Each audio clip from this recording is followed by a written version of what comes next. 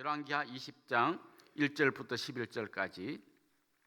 그때 히스기야가 병들어 죽게 되매 아모스의 아들 선지자 이사야가 그에게 나와서 그에게 이르되 여호와의 말씀이 너는 집을 정리하라 내가 죽고 살지 못하리라 하셨나이다.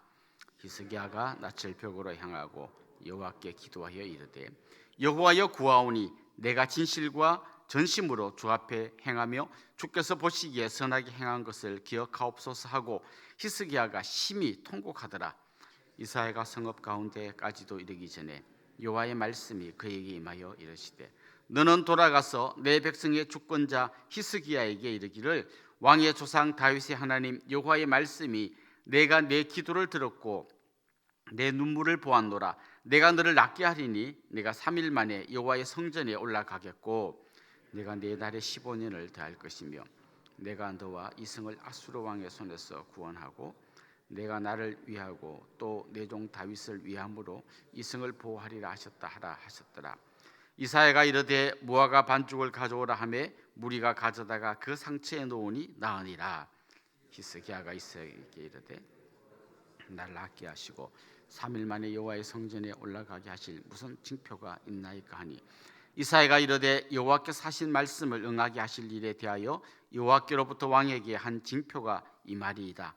해 그림자가 10도를 나아갈 것이니까 혹 10도를 물러갈 것이니까 하니 히스기야가 대답하되 그림자가 10도를 나아가기는 쉬우니 그리할 것이 아니라 10도가 뒤로 물러갈 것이니이다 하니라. 같이 읽읍시다. 선지자 이사야가 여호와께 간구하며 아하스의 해시계 위에 나아갔던 해 그림자를 10도 뒤로 물러가게 하셨더라. 아멘. 이스라엘 지역은 물이 굉장히 귀한 곳입니다. 창세기에 보면 이삭이 판 우물을 블레셋 사람들이 계속해서 뺏어가는 그런 이야기가 나옵니다. 이게 빼앗아 가야 할 만큼 아주 굉장히 소중한 재산 같은 거였던 거죠. 갈렙의 딸 악사는 시집 가면서 아빠 저 우물 저한테 혼수품으로 주면 안 돼요 하고 이렇게 요청합니다. 그러니까 이 우물이 굉장히 귀했던 거죠. 그래서 성경에서 우리가 물, 샘, 강 이런 단어를 발견한다면 우리가 생각하는 것보다 훨씬 더 이스라엘 사람들이 이런 강력한 이미지를 갖고 있다는 걸 생각하면 좋겠어요. 에스겔 47장에 보면 성전 문지방에서부터 흘러나온 물이 그냥 가는 곳마다 많은 나무들 열매를 맺게 하고 그 잎사귀는 약재료가 되고 그다음 그게 흘러가서 사해 바다에 들어가면 그 죽음의 바다에서 물고기가 뛰노는 그런 놀라운 일들이 일어나는 걸 보게 됩니다. 그런데 출발이 어딘가 하면 성전 문지방에서부터예요. 그러니까 하나님께서 임재하신 그 성전에서부터 생수의 강이, 생명의 강이 흘러나온다라는 것이죠. 바벨론 포로로 잡혀갔던 사람들은 이런 말씀을 보면 굉장히 위로가 됐을 거예요. 지금 우리가 완전히 쫄딱 망해 있지만 하나님으로부터 은혜의 강물이 흘러오기 시작하면 우리가 얼마든지 회복될 수 있겠구나, 그런 소망을 갖게 된 거죠. 저는 여러분 안에도 그런 소망이 있으면 좋겠습니다.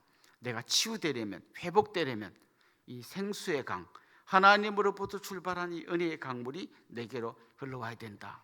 늘 그것을 기억하면 좋겠습니다. 에레미야 선지자는 이 생수의 강, 하나님의 은혜의 강물에 비교해서 정반대가 되는 것을 설명하는 이미지로 웅덩이라는 이미지를 씁니다. 웅덩이. 근데 그냥 웅덩이가 아니라 독이 터진 웅덩이입니다. 두 가지를 대조시키는 거죠. 하나님은 생수의 근원이신데 그 생수의 근원을 의지할 것인가, 아니면 독이 터진 웅덩이를 의지할 것인가. 여러분 한번 생각해 보십시오. 웅덩이는 물이 좀 고여 있지만 그게 말라버리면 더 이상 물이 없습니다. 그런데 이 생수, 하나님으로부터 계속 은혜의 샘물이 솟구쳐 올라오면 이건 끊임없이 그 생수가 흘러넘치는 거죠. 그래서 에레미야가 물어봅니다. 너희들이 생수의 근원이신 하나님을 버리고 독이 터진 웅덩이를 섬기는데 여기 무슨 소망이 있겠냐, 이렇게 물어보는 것이죠. 왜 우리가 세상을 살다가 자주 목말라하고 지치고 힘들어합니까? 생수의 근원 대신 독이 터진 그 웅덩이를 의지하면 금방 우리는 메말라 버리게 된다는 것이죠. 오늘 우리가 읽은 이 본문에는 죽을 병에 걸린 히스기야의 이야기가 나옵니다. 히스기야가 죽을 병에 걸렸습니다. 자기도 압니다, 죽을 병에 걸린 걸. 그래도 혹시라도 살 수 있을까 생각을 했는데 선지자 이사야가 찾아와서 당신 이거 죽을 병입니다. 빨리 집을 정리하십시오. 아마 하늘이 무너지는 것 같았을 거예요.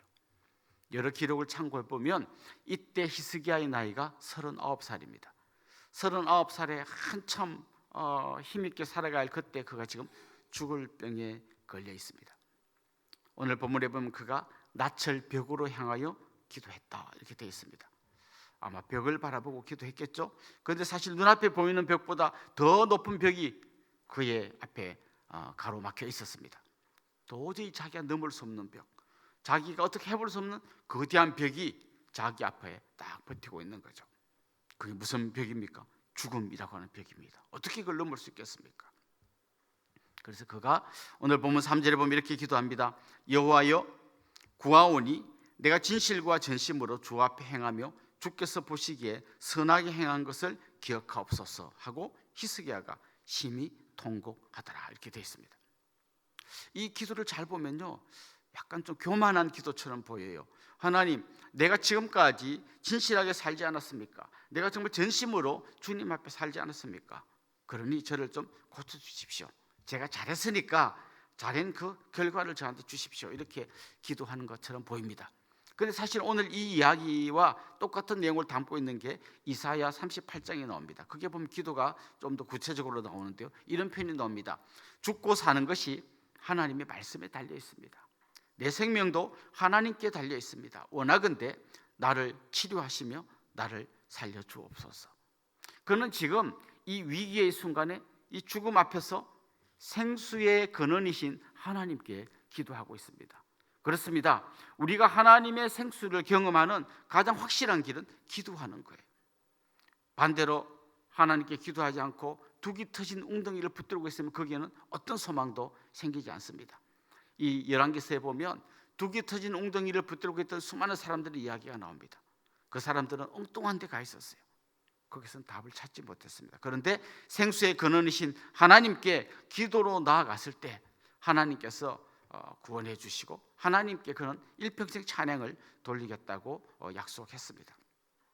기도는 생명의 강, 회복의 강에 우리를 던져 넣는 것입니다.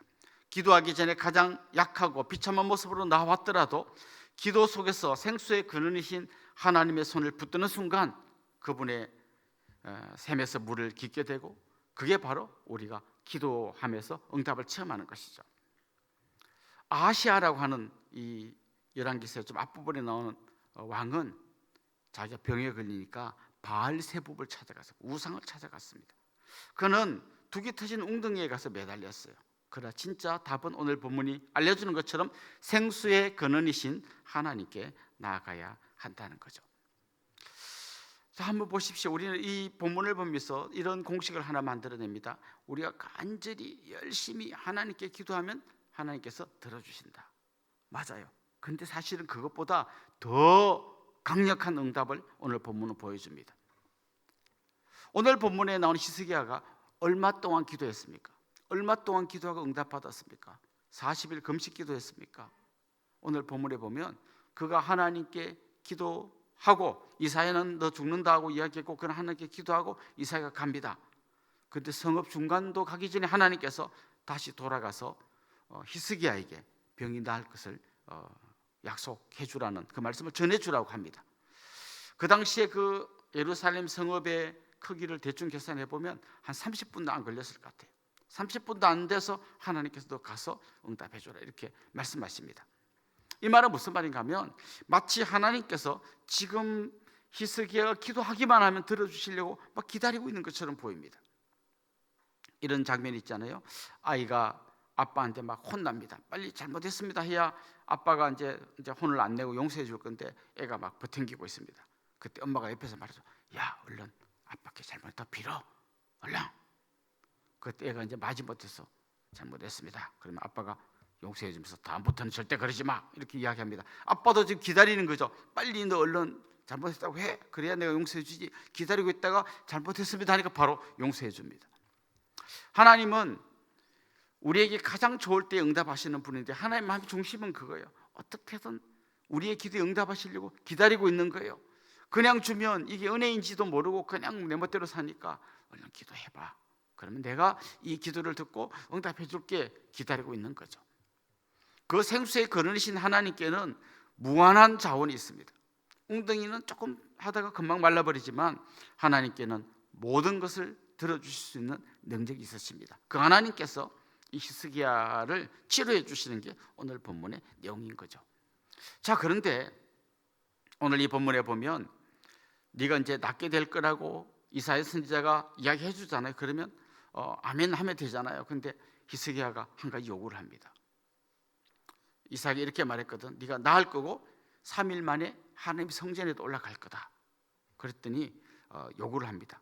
내가 그렇게 낫게 된다는 좀 징표를 보여주십시오.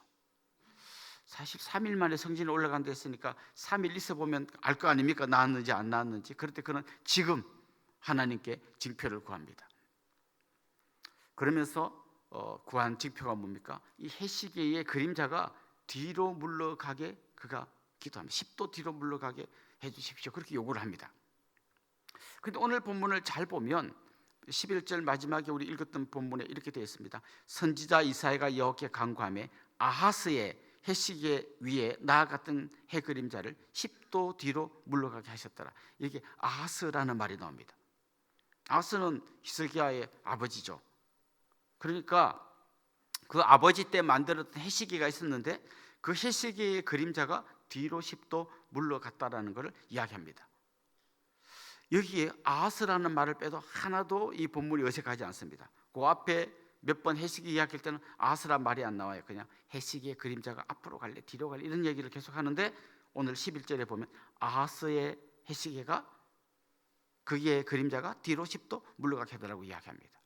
지금 이 열왕기하를 기록하고 있는 이 저자는 그 아버지 아하스와 히스기야를 뭔가 좀 이렇게 대조시키고 있습니다.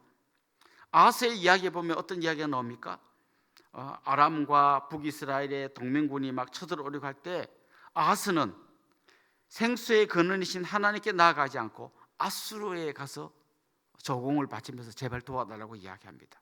그리고 아수르에서 배워온 그 우상 숭배하는 그런 제도를 자기 성전에다가 적용시켜서 뭔가를 바꾸려고 합니다.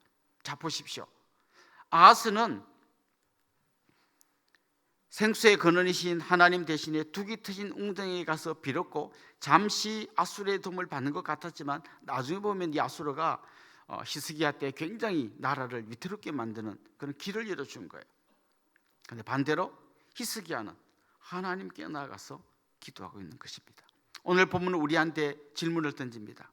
둑이 터진 웅덩이에서 답을 찾을 것이냐, 아니면 생수의 근원이신 하나님께 나아갈 것이냐, 이렇게 물어보고 있습니다.